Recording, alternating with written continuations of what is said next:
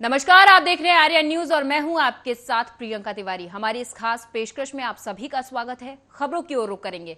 अमृत महोत्सव के अवसर पर आजादी के महानायक अमर शहीद राजा लोने सिंह की जन्मस्थली मितौली से भारतीय जनता पार्टी युवा मोर्चा मंडल अध्यक्ष और भारतीय जनता पार्टी के जिला मंत्री ब्रिजेश सिंह द्वारा बीजेपी के कार्यकर्ताओं और वरिष्ठ समाज सेवियों के द्वारा बाइक तिरंगा यात्रा का शुभारंभ किया गया।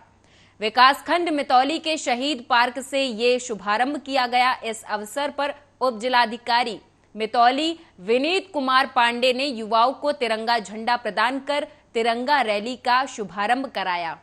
तिरंगा रैली के समापन अवसर पर बीजेपी जिला मंत्री ने देश की आजादी में अग्रणी भूमिका निभाने वाले महान स्वतंत्रता संग्राम सेनानियों को याद करते हुए उन्हें सम्मान दिए जाने की बात कही। साथ ही रैली में शामिल समस्त समाज सेवियों का भी आभार व्यक्त किया। युवाओं को देश और समाज की रक्षा के लिए सदैव तत्पर रहने की भी बात कही गई है। वर्ष में जो है बाइक रैली का आयोजन किया गया है। इस बाइक रैली का आयोजन मितौली मंडल के युवा मोर्चा के मंडल अध्यक्ष सुधांशु द्वारा निकाला गया है। इसके साथ में क्षेत्र के बहुत ही समाज सेवी लोग साथ में जुड़े रहे हैं, जिनका मैं धन्यवाद देता हूं। आज हम लोगों के लिए बड़ा ही हर्ष का विषय है कि हम लोग आज़ादी का 75वां वर्ष मना रहे हैं। हम लोगों के द्वारा जो संदेश जाएगा, इस संदेश के द्वारा हमें लोगों को जागृत करना है कि देश की आज़ादी जिन लोगों ने दिलाई है उन लोगों को हमें सम्मान देना चाहिए और घर घर तक देश प्रेम की बात। आज कौशाम्बी के चायल तहसील के नगर पंचायत चरवा में तिरंगा यात्रा रैली का आयोजन किया गया, जिसमें नगर पंचायत चरवा के स्थानीय लोगों के साथ साथ कर्मचारियों ने भी बढ़ चढ़कर हिस्सा लिया और ये संदेश देने का प्रयास किया गया कि सभी लोग घर पर झंडा लगाएं। हजारों की तादाद में लोगों ने नगर पंचायत चरवा के अधिशासी अधिकारी सुभाष कुमार सिंह के साथ इस मुहिम की शुरुआत की, जिसमें आदर्श ग्राम सभा, इंटर कॉलेज, धर्मादेवी बालिका जूनियर हाई स्कूल और नगर के कई विद्यालय के छात्र छात्राओं ने बढ़ चढ़कर हिस्सा लिया।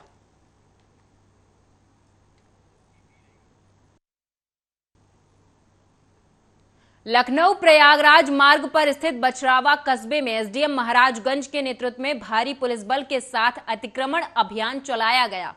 आपको बता दें कि रक्षाबंधन के त्योहार को लेकर दुकानदारों ने अपनी दुकान के आगे टेंट लगाकर मिठाई और राखी की दुकानें लगा रखी थी, जिससे जाम की स्थिति पैदा हो गई थी। आवागमन भी बाधित हो रहा था, जिसके चलते एसडीएम महाराजगंज सालिक राम ने भारी पुलिस बल के साथ पटरी के किनारे किए हुए अवैध अतिक्रमण को हटाया। अवैध अतिक्रमण को हटाने के दौरान व्यापारी नेताओं में तीखी झड़प भी हुई, लेकिन भारी पुलिस बल के आगे व्यापारी नेताओं की एक न चली।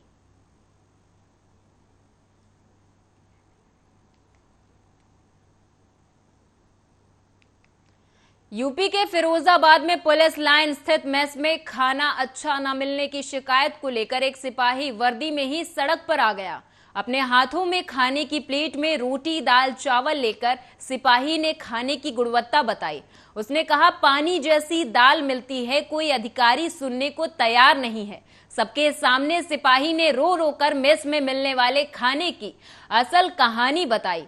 दरअसल आपको बता दें कि प्रदेश सरकार चाहे लाख दावे करे कि पुलिस विभाग के सिपाहियों को मेस में अच्छी क्वालिटी का खाना मिल रहा है, लेकिन फिरोजाबाद का ये वीडियो कई सवाल खड़े कर रहा। फिरोजाबाद पुलिस लाइन में एक सिपाही मनोज कुमार ने इन सभी दावों को खोखला बताया, जो अपने आप में बड़े सवाल खड़े करता है। नहीं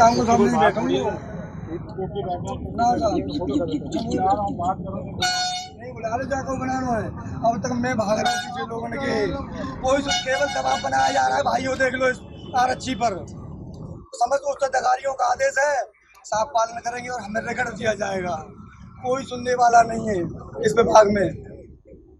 यदि कप्तान साहब पहले ही सुन ली होते तो यहाँ तक मुझे आने की आवश्यकता नहीं थी। कप्तान साहब ऐसे निकल के आए, मैंने चयन किया, साहब ये भोजन में से 5 रोटी आप खा लीजिए, 4 खा लीजिए, कम से कम तुम्हें ये तो पता चले कि आपके सिपाही 12 घंटा ड्यूटी करने के बाद में ये रोटियां खा रही। जिसको यहाँ के आप कुत्तों को डाल दीजिए, क्या आपके बेटा बेटी खा सकते हैं? मैं केवल आपसे ये पूछना चाहता हूँ बस, यदि आज ये यूपी में हिंदुस्तान में मानवता जिंदी है तो बता दीजिए उत्तर प्रदेश पुलिस के आरक्षियों को सब दबाते जा रहे हैं, कोई सुनने वाला नहीं। मैं सुबह से भूखा हूँ, मैं किससे कह दूँ? या मेरे माँ बाप थोड़ी है। इतने पर भी मुझे धमकी दी जा रही आ रही महोदय द्वारा, करना द्वारा, मैच मैनेजर द्वारा कि तुझे बर्खास्त करके छोड़ेंगे इस थाली को, तुझे करके जनता के बीच में चला गया तो। और इस बीच लखनऊ से बड़ी खबर सामने आ रही है। आप सभी दर्शकों को बता दें, एयरपोर्ट पर राष्ट्रीय ध्वज वितरण किया गया। यात्रियों को ये राष्ट्रीय ध्वज किया गया है वितरण। हर घर तिरंगा मुहिम के अंतर्गत राष्ट्रीय ध्वज तिरंगा सभी को दिया गया। केंद्रीय औद्योगिक बल इकाई द्वारा ये वितरण किया गया है। लखनऊ से बड़ी खबर, जहां पर राष्ट्रीय ध्वज तिरंगा वितरण किया गया है। सभी यात्रियों को तिरंगा वितरित किया गया है। हर घर तिरंगा अभियान को लेकर सभी को राष्ट्रीय ध्वज तिरंगा दिया जा रहा है और उनसे अपील की जा रही है कि सभी अपने अपने घरों में, प्रतिष्ठानों में तिरंगे को लगाकर उसके सम्मान को और बढ़ाएं।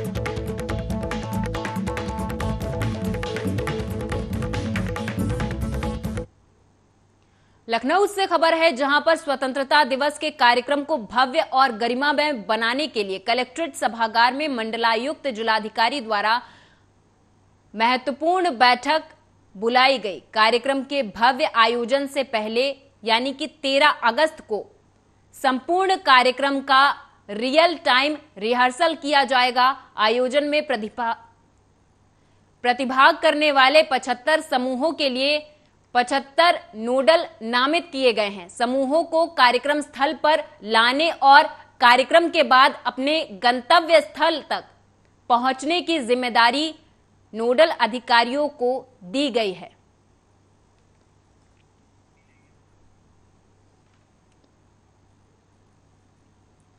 उत्तर प्रदेश आशा वर्करों ने बीपी सीएम मनोज कुमार के भ्रष्टाचार और प्रताड़ना ने परेशान होकर कमिश्नर को प्रार्थना पत्र सौंपा है।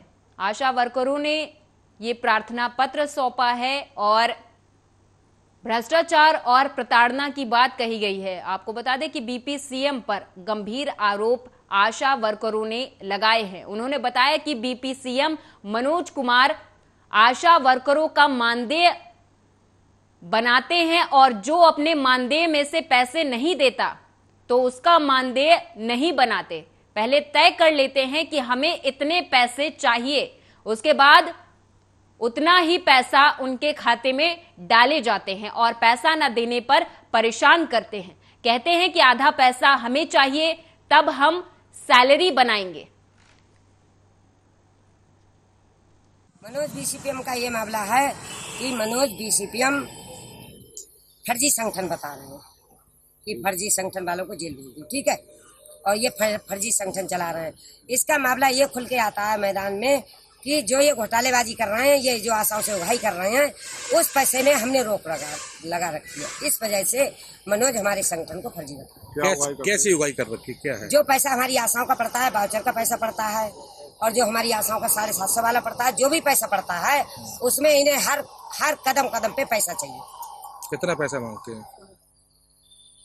सर जी, जैसा जिस आशा से उनका माहौल बन जाता है वैसा मांगते हैं। ये कहाँ पर अपॉइंट है इस समय?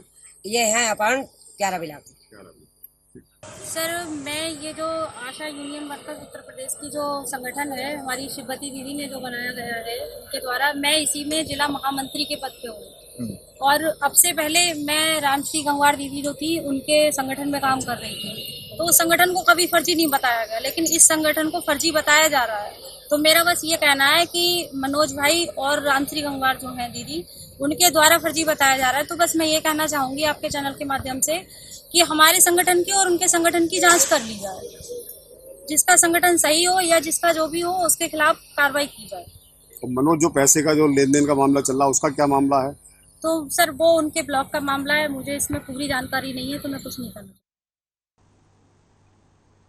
खबर एरवा कटरा से है, जहां तेज रफ्तार कंटेनर ने कई को अपनी चपेट में ले लिया। पूरा मामला एरवा कटरा के ग्राम गुलालपुर का है, जहां एक नशे में धुत कंटेनर के ड्राइवर ने नशे की हालत में तेज रफ्तार कंटेनर से एक किसान दीवान सिंह अपनी भेड़ जो चराकर खेतों से वापस जा रहे थे उन्हें अपनी चपेट में ले लिया और उनकी कई भेड़ बकरियों को भी अपनी चपेट में ले लिया। आपको बता दें कि 35 भेड़ बकरियां बताई जा रही हैं जिसकी मौत हो चुकी है। वहीं आक्रोशित लोगों को समझा बुझाकर शांत कराया गया है। थाना अध्यक्ष राम सहाय पटेल ने सभी को शांत कराया और कंटेनर और ड्राइवर को अपने कब्जे में ले लिया है।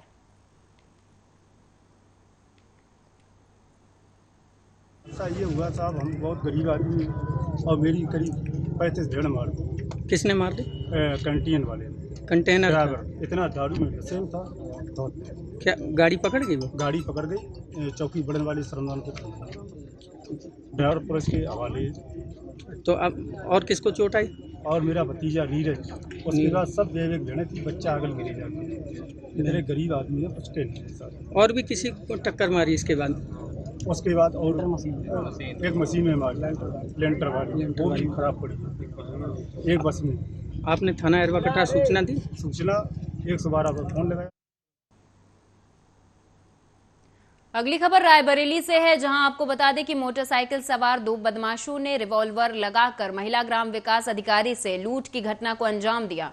मामला गुरबख्शगंज थाना क्षेत्र के अंतर्गत जतुआ टप्पा गांव के पास का है, जहां पर सतांव ब्लॉक में ग्राम विकास अधिकारी के पद पर तैनात सुष्मिता सिंह स्कूटी से जब अपने घर जा रही थी, रास्ते में 2 बाइक सवार बदमाशों ने ओवरटेक करके महिला की गाड़ी को रोका और कनपटी पर रिवॉल्वर लगा दिया और महिला से चेन और अंगूठी लूट ली।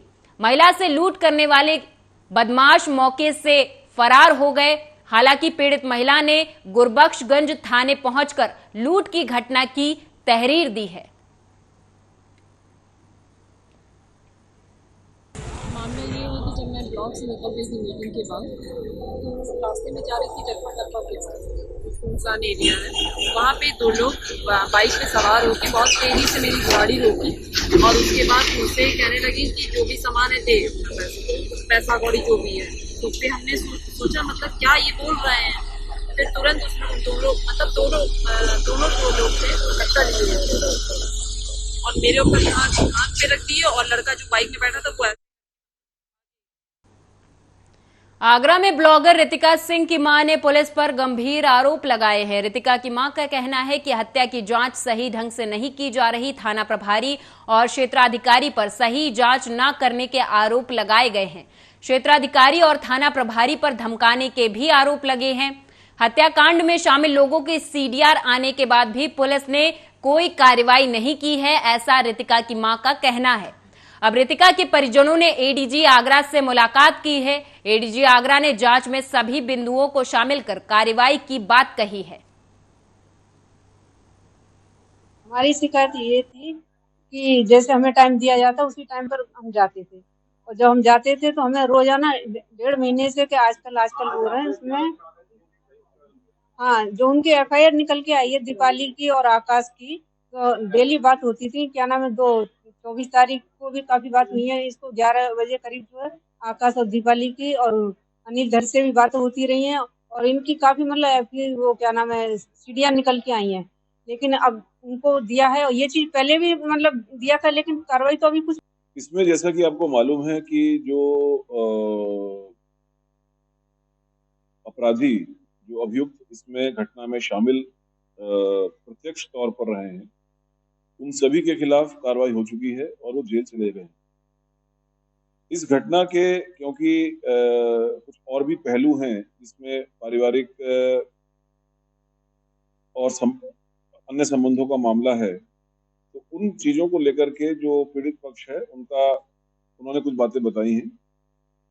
उन सभी बातों को गंभीरता से लेते हुए मेरे द्वारा जो इसके इन्वेस्टिगेटिंग ऑफिसर हैं और सुपरवाइजरी ऑफिसर को निर्देश दिए गए हैं और साक्ष्य के आधार पर शीघ्र ही इसमें जो भी लोग शामिल हों। आजादी की 75वीं वर्षगांठ के तहत अयोध्या पहुंचे आबकारी मंत्री नितिन अग्रवाल ने शहर के नाका के गांधी आश्रम से तिरंगा यात्रा बाइक रैली को हरी झंडी दिखाकर रवाना किया। इस रैली में सैकड़ों की संख्या में बीजेपी कार्यकर्ता हाथों में तिरंगा लेकर बाइक रैली में शामिल हुए। इस दौरान आबकारी मंत्री नितिन अग्रवाल मीडिया से मुखातिब भी हुए। उन्होंने कहा कि आज पूरा देश आजादी का अमृत महोत्सव मना रहा, उसमें शामिल हो रहा और घर घर पर तिरंगा लगाने की होड़ मच रही। ये तिरंगा यात्रा जन आंदोलन बन रहा और तिरंगा यात्रा एकता का संदेश भी दे रहा। तो वहीं मंत्री नितिन अग्रवाल ने समाजवादी पार्टी पर पलटवार करते हुए कहा कि समाजवादी पार्टी को जनता ने नकार दिया है। समाजवादी पार्टी मुद्दा विहीन हो गई, अब ना कोई मुद्दा बचा है, ना ही कोई विजन रहा। उन्होंने कहा कि अखिलेश यादव को राजनीति सीखने की जरूरत है। ये एक जन आंदोलन भी बन गया है और मैं तो कहूंगा कि जब आदरणीय प्रधानमंत्री जी ने आह्वान किया था और प्रदेश के माननीय मुख्यमंत्री जी ने आह्वान किया था, तो आज हम लोग देख सकते हैं कि प्रदेश के जन जन में जागरूकता आई है और आज जिस तरीके से उत्साह से लोग तिरंगा यात्राएं निकाल रहे हैं, प्रभात फेरियां निकाल रहे हैं और हर घर में तिरंगा लगाने की एक मैं देख रहा हूं कि एक होड़ सी मची हुई है, एक मुहिम बन गया है। ये मैं 13 तारीख से जो ये 13 से 15 तारीख का जो अभियान है, मैं समझता हूँ प्रदेश के हर घर में एक तिरंगा जरूर लहराएगा और हम एक संदेश भी दे रहे हैं कि तिरंगा, क्योंकि एक हमारा राष्ट्रीय ध्वज है, हमारा अभिमान है, हम लोगों की पहचान है। इस तिरंगा यात्रा से पूरा देश एकजुटता